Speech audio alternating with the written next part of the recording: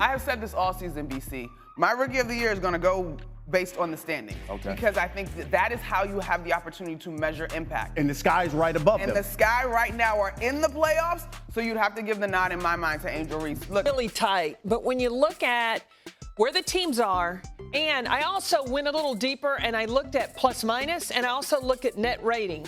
And when you look at that, Angel Reese has to get the nod. After being mostly mute over Caitlin Clark's incredible rookie season, ESPN analysts Monica McNutt and Carolyn Peck are now speaking out about it, and they had been blatantly disregarding her not too long before. McNutt selected Angel Reese as her choice for WNBA Rookie of the Year back in July. Why? For at that time, the Chicago Sky had a marginally better record than Clark's Fever. I have said this all season, BC. My Rookie of the Year is going to go based on the standings. Okay. Because I think that is how you have the opportunity to measure impact. And the sky's right above And them. the Sky right now are in the playoffs, so you'd have to give the nod in my mind to Angel Reese. Look, the double-double streak that she's rocking and rolling, chasing down, 12 double-doubles to start is the record that spanned over 2 seasons. She's already gotten to 11. I think when you sit back and you look at what's around her, head coach Teresa Weatherspoon in her first year, there's not another #1 draft pick on that roster currently. There's not another all-star on that roster currently from years past. Subsequently, Peck expressed her support for Reese and complimented her on her mature woman stats. Clark wasn't, in her opinion, quite there yet. A brave step, huh? If you had to log your vote today, who would your Rookie of the Year be in the WNBA? I mean, it is a thin line. It's really tight. But when you look at where the teams are, and I also went a little deeper and I looked at plus minus, and I also look at net rating. And when you look at that, Angel Reese has to get the nod. Angel Reese has to do the dirty work. I have said it's not sexy to have to battle and rebound inside and where you've got to do the blue-collar work. But this is a player that has come in as a rookie and is putting up grown woman numbers. 12 double-doubles in a row. I mean, in one season. So when you see a young woman come in like that and do that, I would have to give the nod with her efficiency rating and also the plus minus. Let's introduce Shannon Sharpe. The former NFL player didn't mince words when he questioned them, asking, "Where's all that talk now?" He made the observation that they had stopped talking just as Caitlin Clark was taking the Rookie of the Year title by storm, and he wasn't finished. Sharpe said to them, "Now that Clark is disproving everyone, I want y'all to maintain that same energy." There's a lot of women that was on ESPN that had a lot to say earlier about this. They gone quiet now. You say they quiet? Y'all quiet now. Now I want somebody to send that to you because you know who I'm talking about. I ain't gonna call your name, but you know who you are. Y'all had a lot to say early. Y'all had a lot to say early. And if you think I'm talking to you, I am. Make no mistake about it. I'm talking to you. You know who you are. One of you was a former coach. I get a little bit more specific. Some of you played the game. Now I want y'all to have that same thing when y'all were talking. Don't get mad now. When last Sunday rolled along, guess what? Peck and McNutt are drastically altering their style. They couldn't stop raving about Caitlin and the Indiana craze during ESPN's WNBA Countdown. All of a sudden, Clark's highlight reel is the center of attention. Peck declared, "I think Indiana is a problem," acknowledging without hesitation that Indiana is no longer a joke. She also mentioned Clark's progress, pointing out that she had perfect court vision. Oh, and don't forget how much Peck enjoyed that behind-the-back pass versus the Sparks. She's now fully committed to the Clark hype. And she's a problem. All right, so look at that next group, 5 through 7, that we know are in, and it's the Storm, Indiana, and the Phoenix Mercury. Carolyn, I come to you. Out of that group, who is the most dangerous team that you think no one in that top half wants to see right now? In the bottom half, I think that Indiana is a problem. Yeah. And the way that they are playing as of late, when you look at the numbers of what Caitlin Clark has done, her improvement and how she has adjusted to the speed of the game, and her players have gotten used to playing with her. She knows how to lay it out on a dime. Her court vision is impeccable, and now her teammates are ready to catch the ball. They trust she's going to get it where it needs to be. But y'all, the favorite part of my game from Caitlin Clark is this behind-the-back pass. Come on now. I love it. I love it. And that wasn't just one time. She does that on a frequent and drops it right there. Perfect.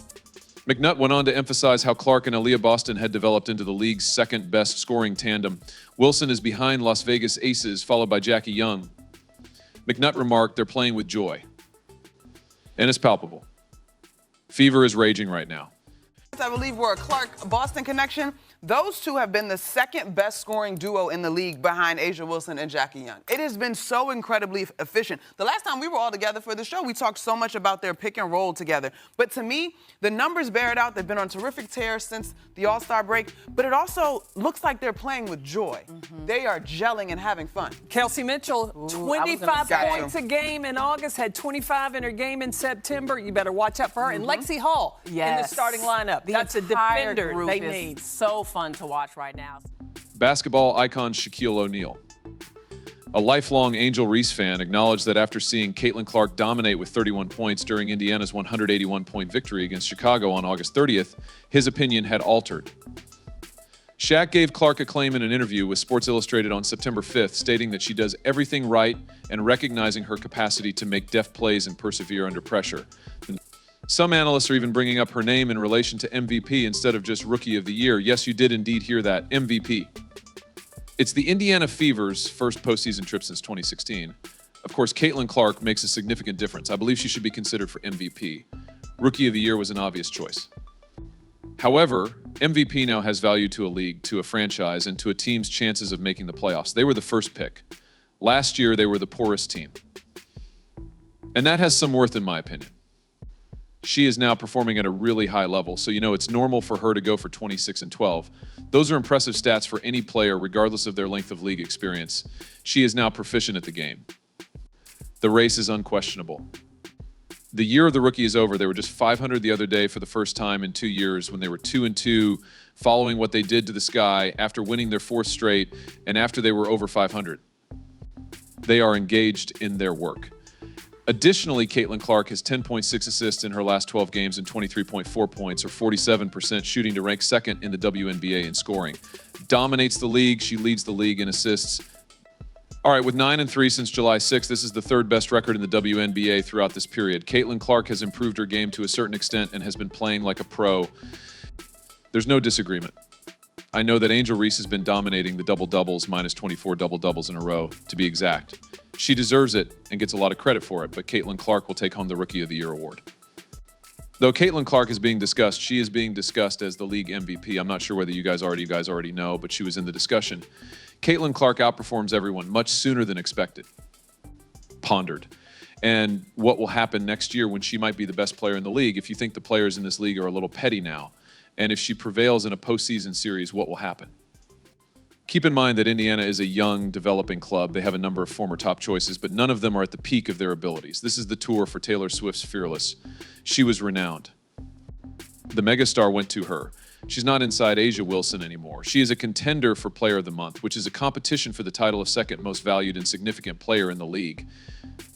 At last, she caught a break. Since the All-Star game, she has changed dramatically as a player. She shot 48% of the time instead of 40%. That player is distinct. One thing that I really appreciate about her contribution to her sport is there is a greater desire to watch. Do not misunderstand. Avoid getting messed up. The WNBA is going to see a lot of amazing things happen because of Caitlin Clark. But because I've occupied that seat previously, I'm being impolite to Caitlin. I've been down that path before, and the reason I'm in this mindset at the moment is that I'm experiencing the same thing that I did when I watched my 19-year-old son encounter a lot of hostility and anger when he was just a young boy attempting to fulfill his ambition. With a 1917 record, 2 victories behind the Storm and 2 ahead of the Mercury, the Fever are currently maintaining their 6th place standing. And let's not even discuss their post-All-Star break run. In their previous 10 games, they have won 8. In anticipation of its first postseason participation in 8 years, this team is ramping up just in time. And Caitlin has performed exceptionally well.